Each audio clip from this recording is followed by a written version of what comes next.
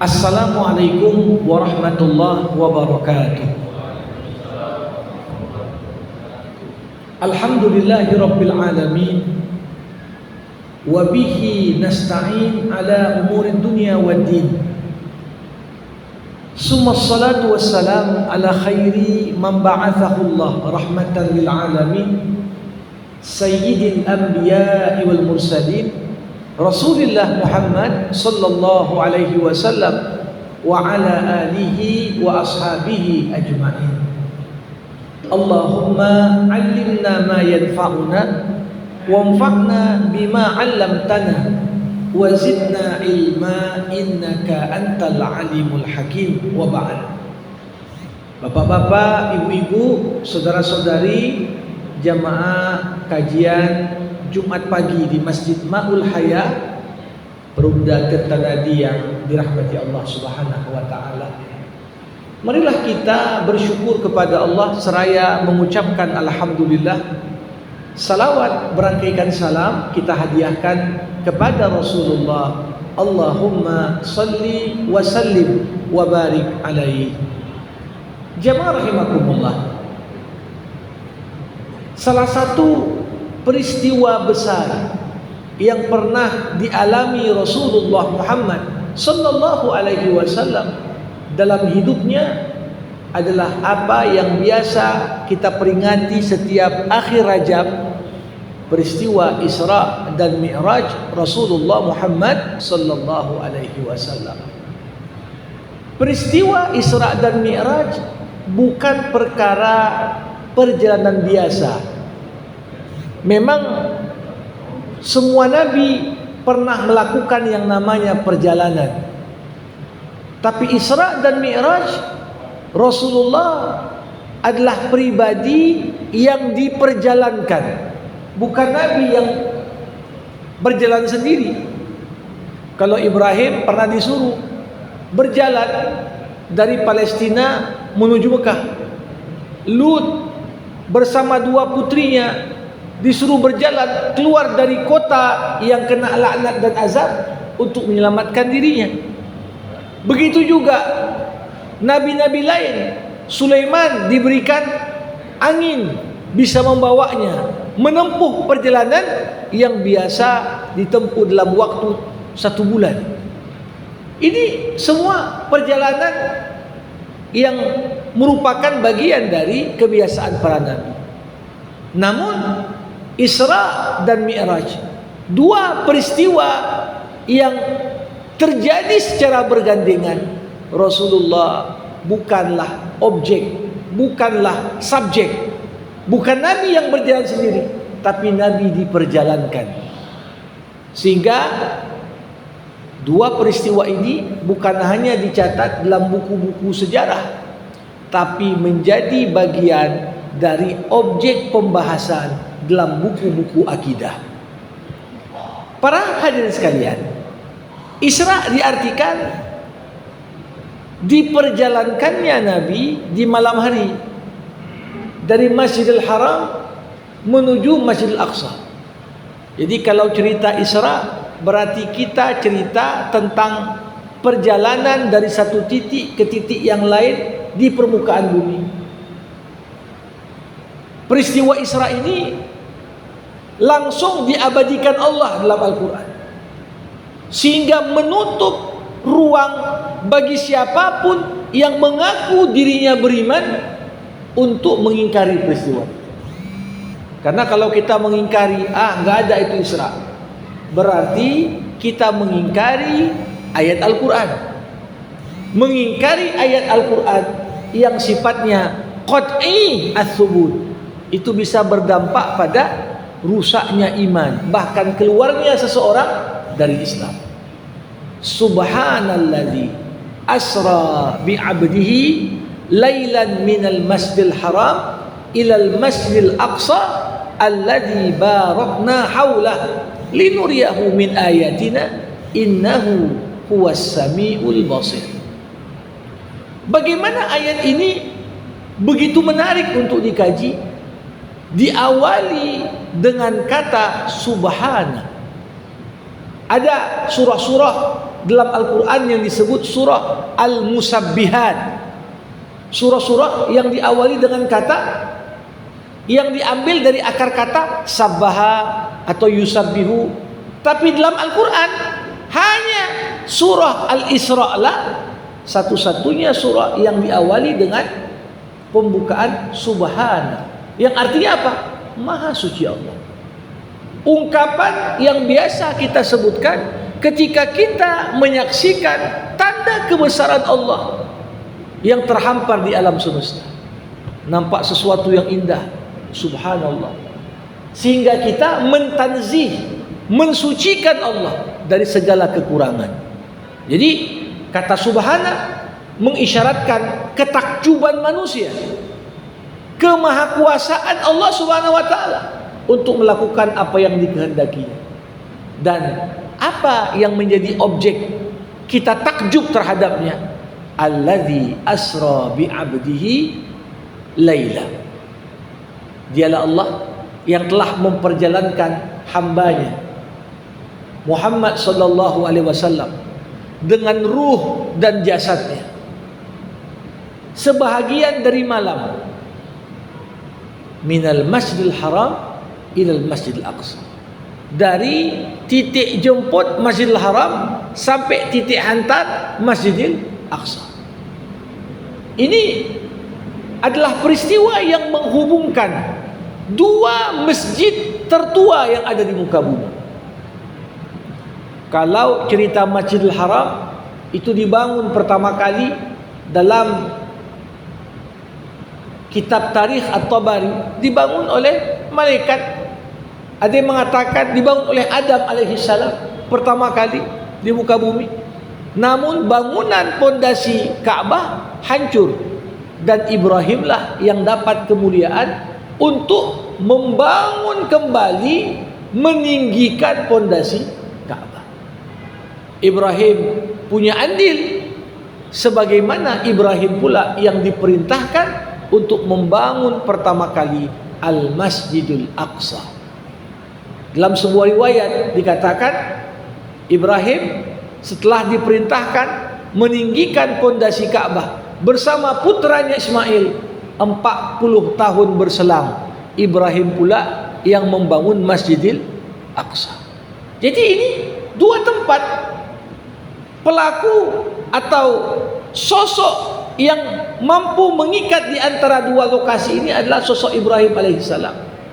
Allah Subhanahu wa taala sengaja memperjalankan kekasihnya Muhammad untuk melihat mana yang dibangun Ibrahim di Mekah, mana pula yang dibangun Ibrahim di Palestina, alladzi barakna haula.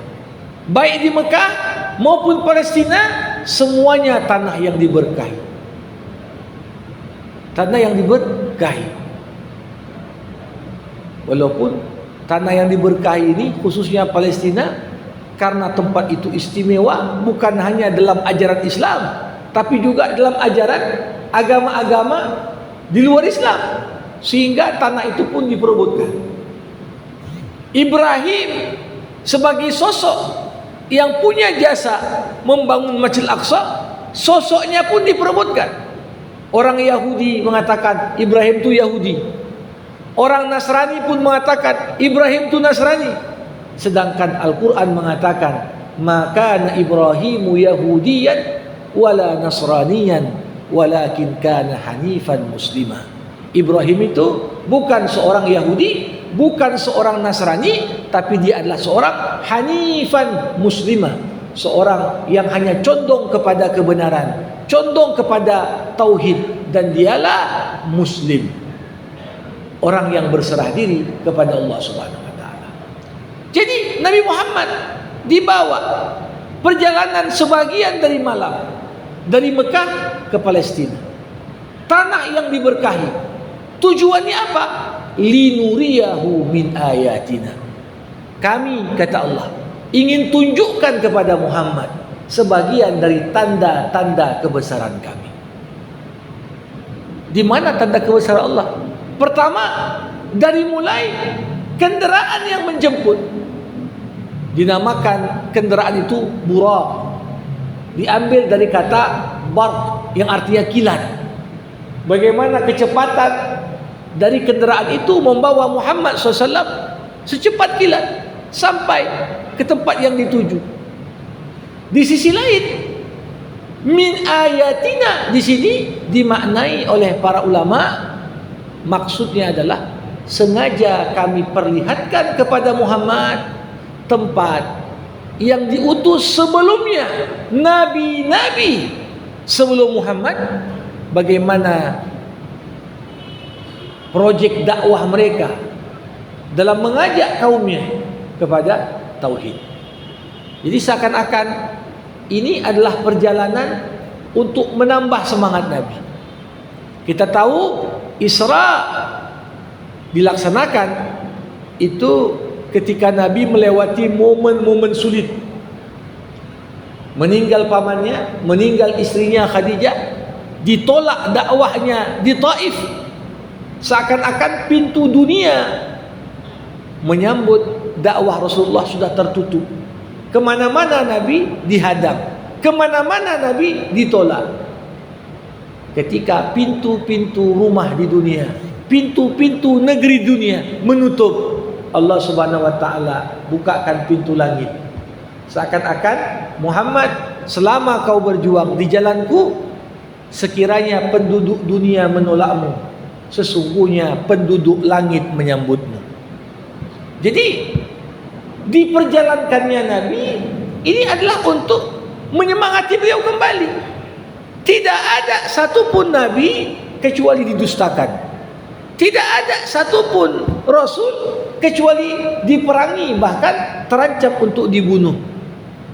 Bahkan begitu juga tidak ada pewaris misi para Nabi dari para ulama, dari para da'i ilallah yang berintegritas, yang jujur, yang amanah, yang tak mengharapkan apapun dari kenikmatan dunia kecuali keridhaan Allah. Mereka pun sepanjang zaman akan merasakan hal yang sama seperti yang dirasakan para anbiya.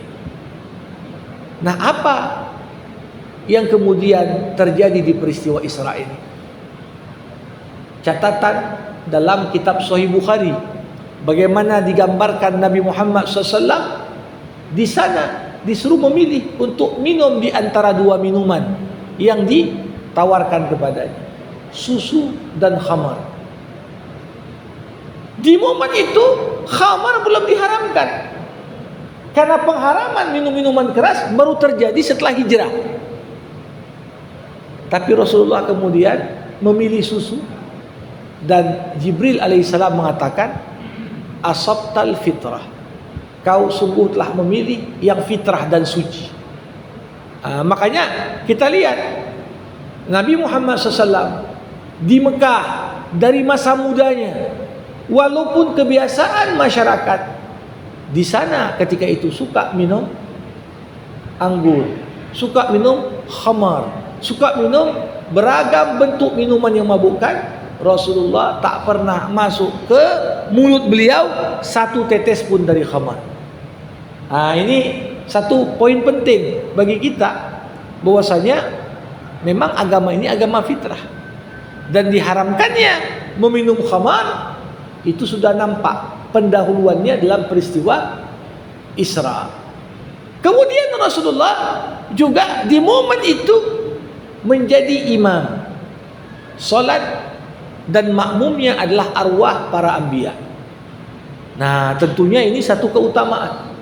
Tilkar rusulu faddalna ba'dahum ala ba'd. Merekalah para rasul, kami lebihkan sebahagian atas sebahagian yang lain. Tiap nabi punya kelebihan, tetapi sepakat para ulama mengatakan Rasulullah afdalul anbiya war rusul, sebaik-baiknya nabi dan rasul. Dan itu nampak ketika Rasulullah menjadi imam salat bagi para anbiya sebelumnya. Bagaimana bentuknya? Wallahu a'lam. Di saat para anbiya yang lain sudah berada di alam ruh, Rasulullah masih di alam dunia. Macam mana Allah yang sampaikan? Maka kita wajib meyakini walaupun kadang-kadang kemampuan akal kita untuk bisa memvisualisasikannya itu tentunya punya keterbatasan dan ketidakmampuan. Para hadirin, setelah Nabi Muhammad diisrakan, masuklah ke peristiwa kedua, namanya peristiwa Mi'raj. Mi'raj artinya perjalanan vertikal, di mana Rasulullah diperjalankan dari Masjidil Aqsa menuju Sidratul Muntaha, bahkan melewati titik Sidratul Muntaha untuk kemudian berdialog dengan Tuhannya. Kita menyadari betul peristiwa Mi'raj ini sebenarnya peristiwa yang bisa dikatakan lebih ajaib dibandingkan peristiwa Isra. Sayangnya di dalam Al-Quran Allah Subhanahu wa Ta'ala tidak menyebutkan Isra secara langsung, tapi hanya disebutkan secara isyarat. Dan disebutkan Subhanalladzi, misalnya araja bi abdihi, tidak ada. Tak ada satupun ayat cerita Nabi dimi'rajkan langsung. Tapi yang ada beberapa ayat mengisyaratkan tentang peristiwa Mi'raj.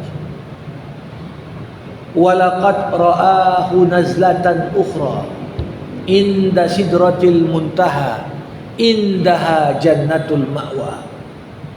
Ya, digambarkan sungguh Muhammad telah berjumpa dengan Jibril di momen yang lain selain momen pertama ketika Muhammad menerima wahyu Iqra, di mana Jibril menjumpai Nabi dalam wujudnya yang sebenarnya sebagai malaikat. Selain di momen itu Jibril menampakkan wujudnya yang sebenarnya kepada Nabi kapan? Inda sidratil muntaha, di sidratul muntaha, indaha jannatul ma'wa. Itulah tempat dekat dengan syurga ma'wa di saat Nabi Muhammad SAW kemudian setelahnya menghadap berdialog dengan Sang Khalik.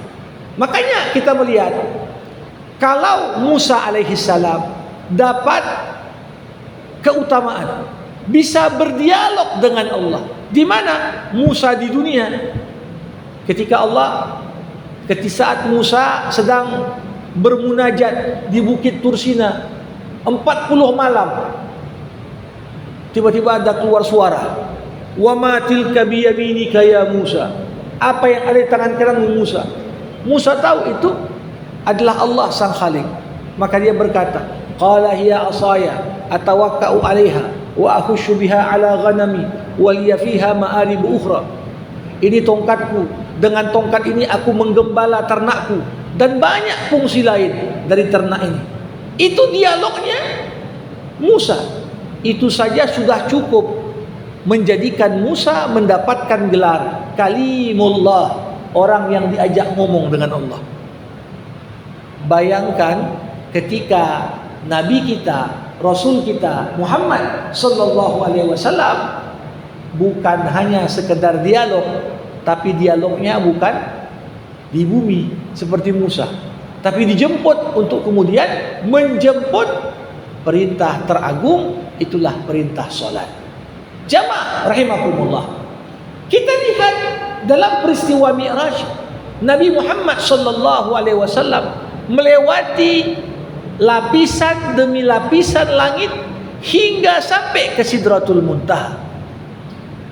Digambarkan dalam perjalanannya Nabi mengucapkan salam dan melewati para anbiya. Ada Nabi Adam di langit pertama, ada Nabi Isa di langit kedua, ada Nabi Yahya, ada Nabi Idris, kemudian ada Nabi Harun, ada Nabi Musa, dan di langit ketujuh ada Nabi Ibrahim alaihissalam. Tiap orang bertanya pada Jibril, siapa bersama Jibril? Ini Muhammad. Oh, khairul maji ja, sebaik-baiknya orang yang datang telah datang. Artinya para nabi semuanya ketika berdakwah, ketika berada di dunia, semuanya tidak ada satupun nabi dan rasul kecuali menyinggung tentang datangnya nabi terakhir. Jadi Nabi Muhammad kalau diceritakan dalam Taurat ada sifatnya, dalam Injil ada sifatnya. Ibrahim juga telah mendoakan, ya Allah, wa ba'ath fihim rasulan yatlu minhum ayati wa yuzakkihim wa yu'allimuhumul kitaba wal hikmah. Minta seorang nabi dari keturunannya yang melakukan tugas-tugas apa? Membacakan kitab suci, mengajarkan hikmah, yuzakkihim, membersihkan hati umat manusia dengan ajarannya.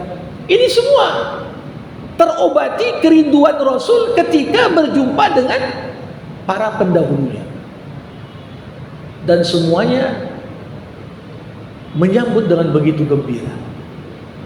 Coba bayangkan ketika seorang merasa kemanapun ditolak, tapi justru penduduk langit semuanya menyambut dengan begitu gembira.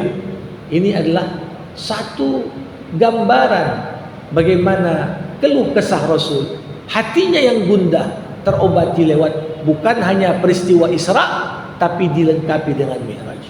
Namun jamaah rahimakumullah, menjadi pembahasan di kalangan para ulama, apakah Rasulullah Muhammad SAW melihat Tuhannya? Apakah Rasulullah Muhammad SAW dalam prosesnya beliau bermi'raj melihat Tuhannya? Khilaf di antara para sahabat Rasulullah. Walaupun keumuman ayat menggambarkan tidaklah kita melihat Allah Subhanahu wa taala kecuali nanti di surga setelah tang kiamat, kan begitu. Tetapi tentunya ini mengingatkan kepada kita bagaimana keistimewaan Nabi. Dapat perintah sholat, digambarkan memang dalam hadis riwayat Imam Bukhari bagaimana perintah 50 waktu sholat. Kemudian dibawa Nabi Musa mengatakan padanya, oh banyak kali itu minta keringanan sama Tuhan, umatmu takkan mampu. Umatmu saja yang lebih besar tak mampu. Dari 50 waktu Allah Subhanahu wa taala menunjukkan karunia, rahmat dan kasih sayangnya hingga perintah itu menjadi 5 waktu sholat.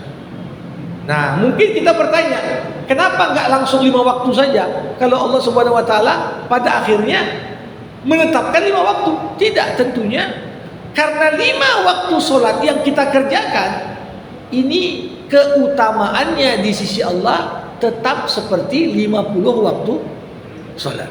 Sekiranya tidak pernah dibebankan perintah sholat 50 waktu, ya cuma dapat keutamaan 5 waktu. Jadi tiap waktu sholat keutamaannya 5 waktu sehari semalam, seakan-akan kita salat 50 waktu sehari semalam. Coba bayangkan, sekiranya 24 jam sehari semalam itu dibagi 50, tiap berapa menit sekali kita sholat, ya. Mungkin hampir 20 menitan sekali sholat. Ini tentunya menyulitkan, tapi rahmat Allah Subhanahu wa taala. Dan ini gambaran kepada kita pada 5 waktu sholat. Pertama, waktu-waktu sholat yang Allah Subhanahu wa taala tetapkan sebagai acuan masuknya waktu, itu waktu yang betul-betul istimewa. Ditetapkan waktu subuh ketika terbitnya fajar shadiq, waktu zuhur di waktu zawal, di waktu asar ketika bayangan satu objek, dua kali panjangnya, kemudian waktu maghrib terbenamnya matahari, masuk waktu isya ketika syafaq ahmar sudah hilang. Ini semua kalau kita perhatikan waktu-waktu yang istimewa. Sampai banyak peneliti masa kini yang mengaitkan waktu-waktu sholat dengan jam biologis tubuh manusia. Tiap waktu-waktu sholat ada punya keterkaitan dengan perubahan kerja biologis tubuh manusia. Sehingga walaupun waktu solat ada yang panjang dan ada yang pendek, dalam tanggung jawab seorang mukmin dikatakan solat amalan terbaik adalah as-salatu fi awwali waqtiha. Amal yang paling baik itu adalah solat di awal waktu. Zuhur panjang waktunya, sampai sebelum masuk asar masih waktu zuhur, kan begitu. Tapi tentunya seseorang yang melakukan solat di awal waktu ini adalah suatu keutamaan. Para hadirin sekalian, peristiwa Mi'raj selain membawa dampak dan implikasi penting secara psikologis lewat perintah solat, peristiwa Mi'raj juga menjadi awal mula inspirasi masyarakat mukmin untuk menyadari ya bahwasanya kehidupan ini, langit digambarkan Nabi Muhammad bisa hanya dalam sebagian malam berisra dan mi'raj, pulang kembali ke Mekah. Dikatakan panas badan Nabi yang menempel di kasurnya tatkala Nabi bangun, kemudian berisra mi'raj, kemudian Nabi kembali. Dikatakan Nabi kembali sebelum hangat badannya itu hilang dari tempat tidurnya. Artinya ini memang tak bisa kita ukur dengan waktu manusia. Bagaimana sebelum ada usaha-usaha rintisan membuat pesawat terbang yang dilakukan oleh bangsa Eropa, Wright bersaudara Amerika, sebelumnya ilmuwan muslim lewat peristiwa Isra Mi'raj membuka inspirasi gimana bisa terbang. Abbas ibnu Firnas, ulama muslim yang tinggal di Andalusia, ini termasuk di antara yang paling awal mencoba bagaimana cara mekanisme terbang. Kalau ditanya dari mana inspirasi terbang dan bisa melaju cepat, semuanya nggak bisa dipisahkan dari peristiwa Isra dan Mi'raj. Ya, jadi walaupun itu mukjizat bagi Rasulullah, tapi bukan berarti mukjizat itu tak memberikan inspirasi bagi umat bagaimana menyingkap sunnatullah agar dapat ya meniru apa yang Allah Subhanahu wa taala lakukan terhadap hambanya. Sebagaimana dulu Nabi Daud yang punya mukjizat bisa membuat cair biji besi, dengannya dibentuk baju perang. Ya, ini juga kemudian menjadi inspirasi orang yang datang setelahnya, gimana biji besi itu dibakar, dicairkan untuk buat. Begitu juga, hampir tidak ada capaian peradaban besar dalam sejarah umat manusia kecuali kita melihat mukjizat yang Allah berikan kepada para nabi, memberikan inspirasi dan mendorong orang dengan ilmu pengetahuan menaklukkan, dalam pengertian mencoba mencari tahu apa sunnatullah, hukum-hukum alam yang berkaitan dengan peristiwa-peristiwa tersebut. Jamaah rahimakumullah, pesan terpenting dari Mi'raj ini adalah lewat perintah solat. Solat dalam Islam punya dua standar penting. Kalau kita memperingati Isra Mi'raj, tujuan kita adalah supaya salat kita lebih baik, maka pesan Allah di balik salat itu dua.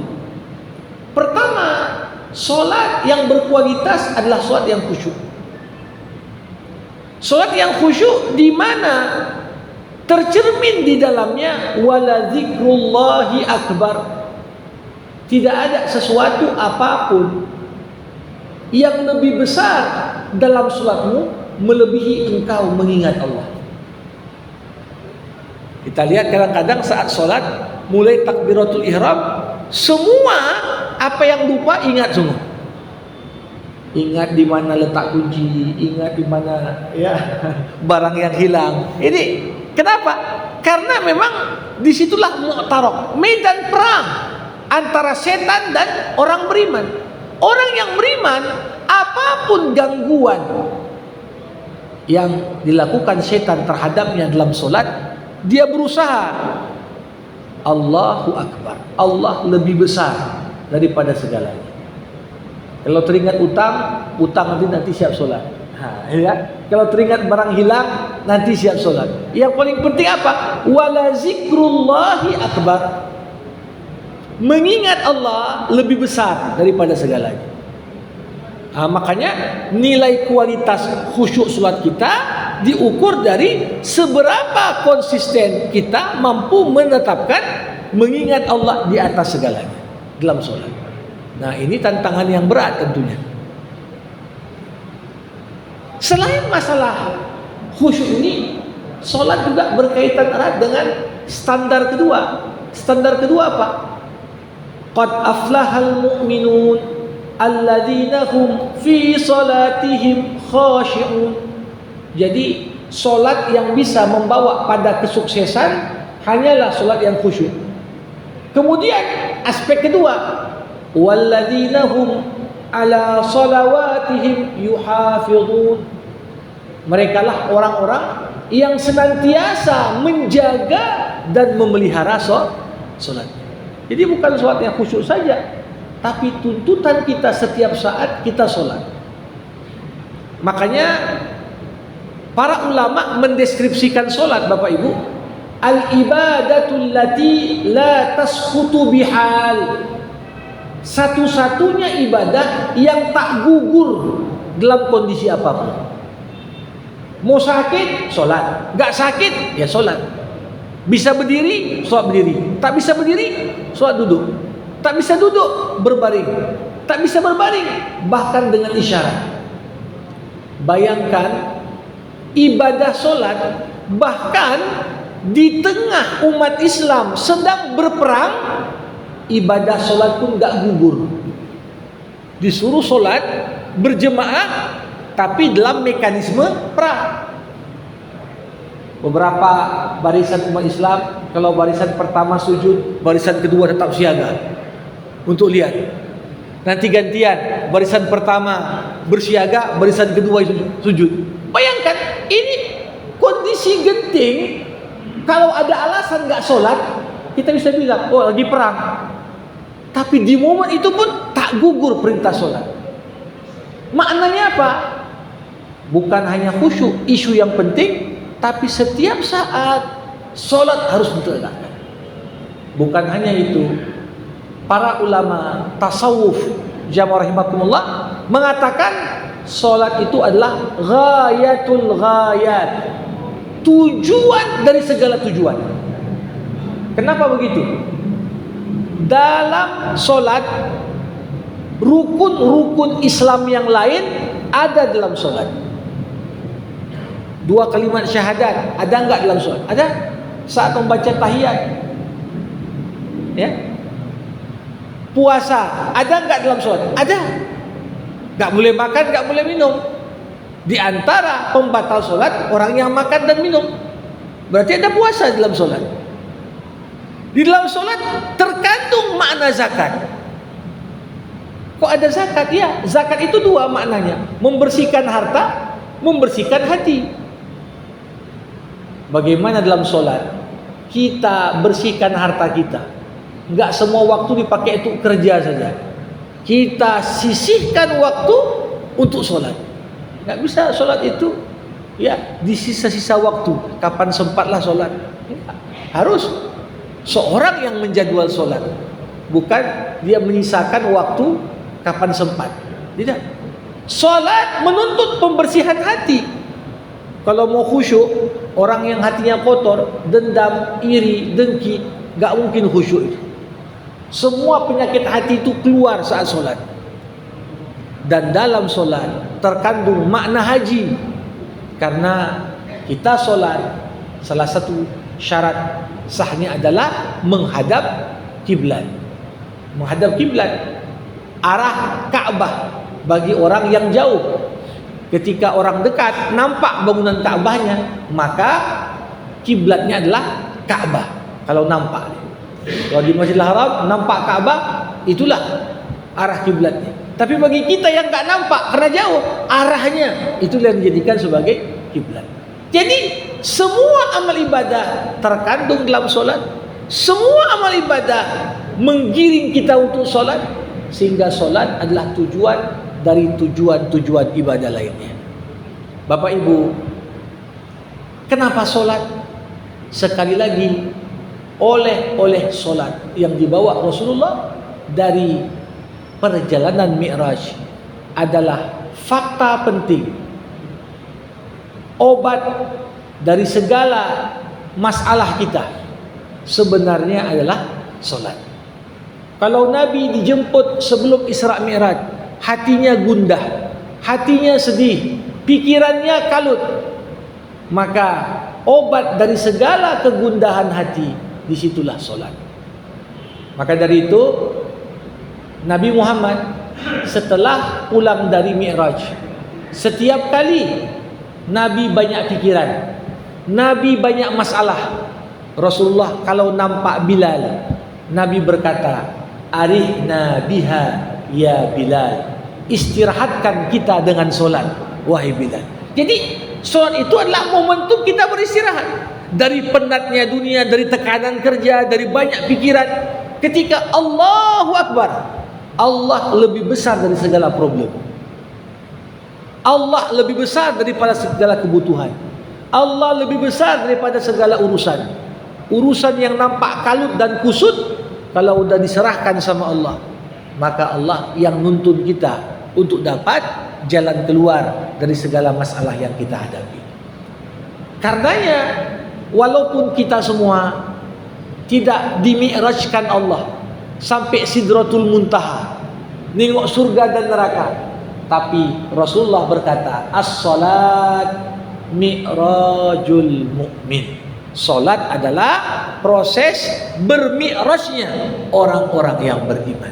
Siapapun yang beriman, maka tatkala dia salat dengan khusyuk, disiplin waktu, mengedepankan mengingat Allah di atas mengingat segalanya, maka salatnya itu mampu memberikan efek mi'raj, menghilangkan gundah, menghilangkan kesedihan, menghilangkan ketakutan akan masa depan. Sebagaimana Rasulullah dihibur lewat mi'rajnya, kita pun dihibur lewat solat kita semua. Ini saya kira hal yang paling urgent dari peristiwa Isra dan Mi'raj. Tapi yang paling penting bagi kita orang-orang yang beriman di zaman sekarang, menerima konsep Isra dan Mi'raj jauh lebih mudah dibandingkan zaman dulu. Dulu belum ada pesawat. Yang ada di kepala Abu Jahal ketika Nabi menceritakan tentang Isra'nya, udah gila Muhammad, aku biasa ke Masjidil Aqsa sebulan berangkat, sebulan pulang. Muhammad bilang dia bisa sampai ke sana hanya sebagian dari malam. Tapi bagi kita ada muncul pesawat dengan kecepatan yang beragam, kita bisa terima. Nah, tapi tentunya kalau untuk urusan Isra Mi'raj saja kita masih ragu, gimana pula kita bisa yakin dan percaya dengan berita-berita langit yang dibawa Nabi Muhammad, disampaikan dalam Quran, disampaikan dalam hadis. Kalau untuk urusan gaib Isra Mi'raj saja kita masih ragu, gimana pula dengan surga, neraka, alam kubur, sirat, mizan yang diceritakan Allah dan Nabi, yang mungkin bagi akal manusia untuk bisa mengetahuinya secara detail itu merupakan sesuatu yang mustahil adanya dia bisa mengetahuinya. Nah, ini sebagai pengantar di jumpa kita kesempatan kali ini, saya berikan kesempatan yang mau bertanya, berkomentar, baik terkait topik ataupun yang lainnya, dipersilahkan dengan segala hormat.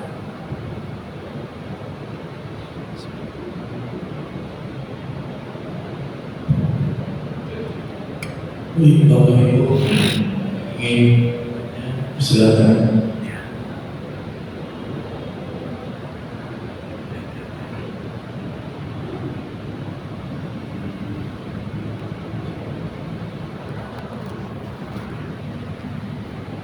Ya.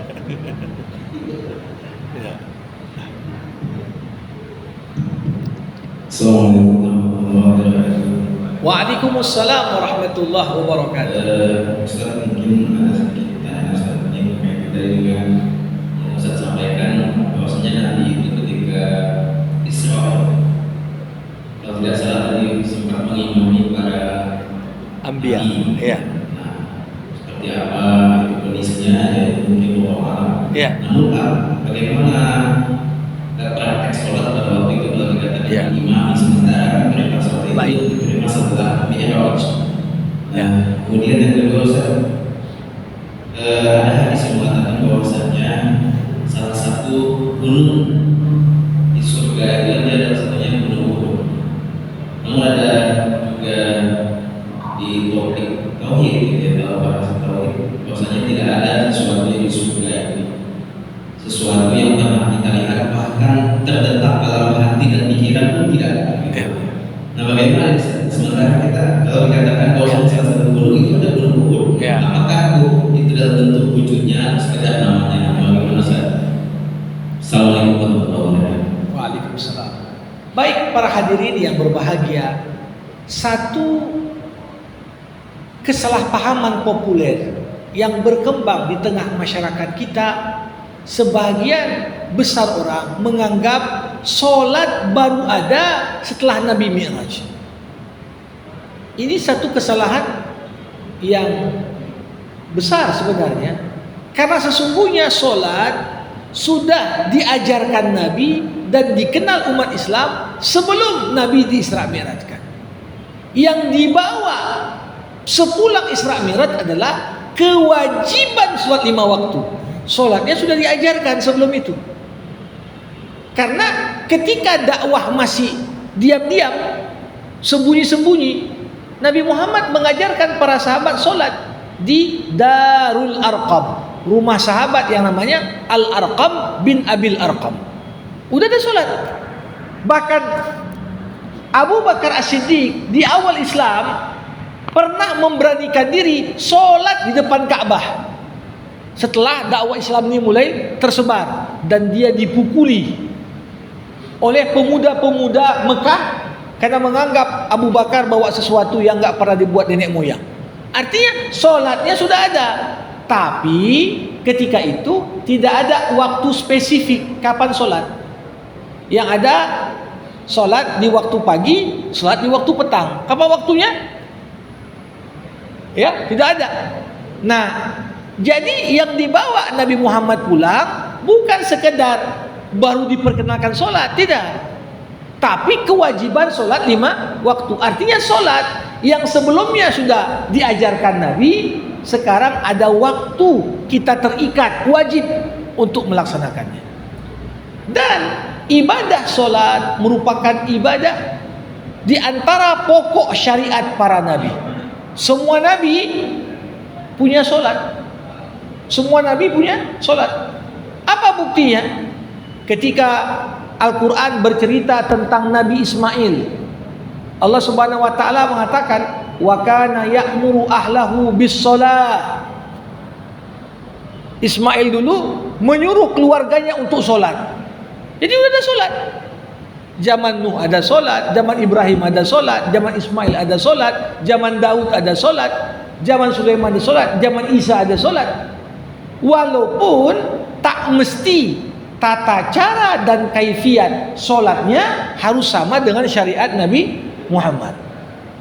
Karena Nabi Muhammad pernah mengatakan begini, la khaira fi dinin la salata fi.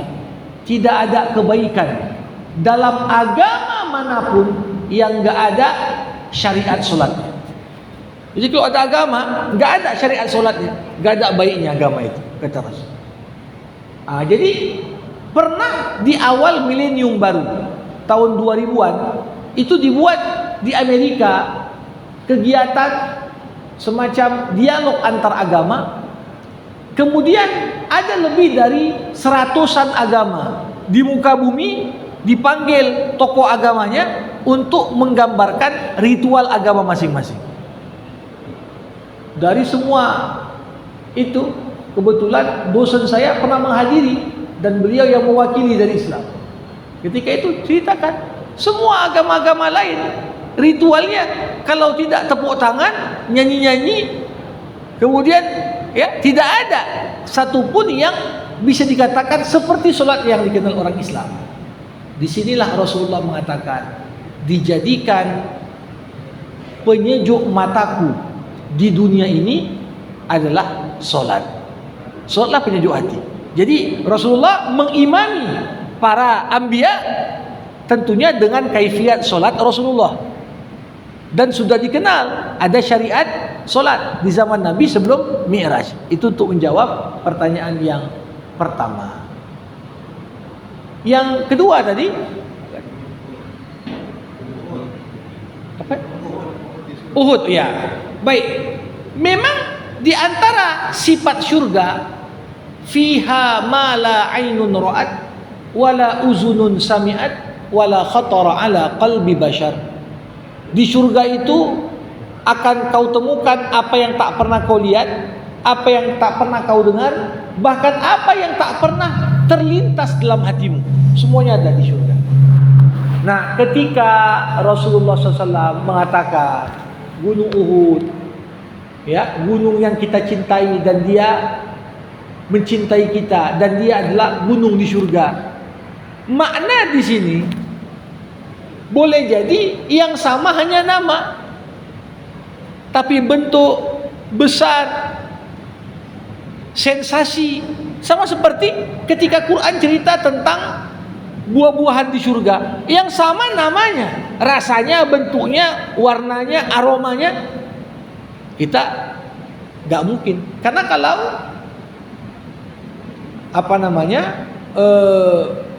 sesuatu ingin digambarkan tapi gak lekat dengan memori kita, kita pun tertutup kemampuan untuk berfantasi, berimajinasi. Tapi ketika dikatakan nanti di sana ada sungai-sungai yang mengalir di bawahnya, ya, kebun-kebun, kita sudah tahu kebun, tapi jangan bayangkan kebunnya macam kebun kita. Lebih dari itu. Tapi bahasa itu hanya digunakan sebagai kunci membuka pintu imajinasi kita, agar kemudian kita dapat mengetahui, kita dapat berpengaruh, ya, untuk membayangkan apa-apa yang deskripsikan tadi. Nah, jadi mungkin namanya sama, tapi warna, besar, sensasi, kesan yang kita dapat pastinya berbeda. Demikian. Ya. Assalamualaikum warahmatullahi wabarakatuh. Waalaikumsalam. Saya bertanya, pada saat Rasulullah mendapatkan Isra' dan menuju Sidratul Muntaha, Ya. artinya perjalanan ke langit. Nah, pertanyaannya kira-kira Ustaz, di dalam pertemuan yang dengan Allah terjadi dialog, dan dialog itu mungkin kita selalu mendengar sesuatu. Betul. Bacaan nasional. Ya. Nah, yang menjadi pertanyaan, apakah yang dialog langsung Rasulullah dengan Allah antara sehingga dia bisa kita jelas kepada Allah. Ya. Mungkin pertama, kemudian yang kedua tadi sudah diperlihatkan surga dan neraka sekalian apa yang menjadi keduanya. Nah, apakah sebenarnya itu apa ya kira-kira hari ini sudah ada? Ya, terima kasih. Allah Subhanahu wa taala berfirman dalam Al-Qur'an, "Wa ma kana li basyarin ayyukallimahu Allah illa wahya." Au min wara'i hijabin au yursila rasulan fayuhi biiznihi ma yasha. Tidak mungkin bagi seseorang untuk berbicara kepada Allah kecuali dengan 3 cara. Pertama, wahyan, diartikan dengan mimpi. Ibrahim mimpi nyembelih anaknya. Mimpi para nabi adalah benar. Berarti Allah sedang bicara dengan Ibrahim dalam mimpinya kau sembelih anakmu. Makanya dia pun bersegera. Yang kedua, au min wara'i hijab, di balik pembatas. Di balik pembatas. Ketika Musa ngomong sama Allah, Musa nggak bisa tengok Allah. Nah, Nabi Muhammad yang ketika itu posisinya sudah melewati Sidratul Muntaha. Bahkan Jibril tak lagi mampu menemani Nabi. Karena Jibril berkata, kalau aku temani kau, aku pun terbakar. Tak sanggup aku untuk lewati titik ini. Apakah kemudian Nabi berdialog tatapan atau masuk dalam kategori au min wara'i hijab? Ini yang saya katakan tadi khilaf. Ada para ulama mengatakan Rasulullah melihat Tuhannya. Ada yang mengatakan berdasarkan dalil umum selama di dunia ya nggak ada yang langsung melihat, kalaupun ngomong di balik perantara. Atau yang ketiga, au yursila rasulan, Allah mengutus malaikat Jibril untuk menyampaikan pesan Allah kepada Nabi yang dituju. Nah, jadi ini khilaf, kedua kelompok itu sama-sama punya dalil. Abdullah bin Abbas mengatakan Rasulullah melihat Tuhannya. Tapi sahabat yang lain mengatakan, dan masalahnya Abdullah bin Abbas ini ketika Nabi Isra Mi'raj bahkan dikatakan belum lahir. Sehingga riwayat yang mengatakan Rasulullah melihat Tuhannya ini menjadi problem. Karena Abdullah bin Abbas sahabat junior yang baru di masa Madinah. Jadi ini sehingga kalau merujuk kepada kaidah umum dalam ayat, ya Rasulullah SAW berdialog tapi min wara'i hijab. Demikian penjelasannya. Baik Bapak Ibu, kita padakan untuk jumpa kita hari ini sampai di sini, sama kita tutup dengan doa. Alhamdulillahirabbil alamin, hamdan yuwafi ni'amah wa yukafi'u mazidah. Ya Rabbana lakal hamdu kama yanbaghi li jalali wajhikal karim wa li 'azimi sultanik. Allahumma salli ala sayyidina Muhammad wa ashghilidh dhalimin bidh-dhalimin wa akhrijna min bainihim salimin. Allahumma 'allimna ma yanfa'una wanfa'na bima 'allamtana wa zidna ilma innaka antal alimul hakim. Allahumma arinal haqqa haqqan warzuqna ittiba'ah wa arinal batila batila warzuqna ijtinabah. Allahumma barik lana fi Rajab wa Sya'ban wa ballighna Ramadan. Rabbana atina fid dunya hasanah wa fil akhirati hasanah wa qina adzabannar. Wa sallallahu ala sayyidina Muhammad wa ala alihi wa sahbihi ajma'in walhamdulillahi rabbil alamin. Terima kasih. Assalamualaikum warahmatullahi wabarakatuh.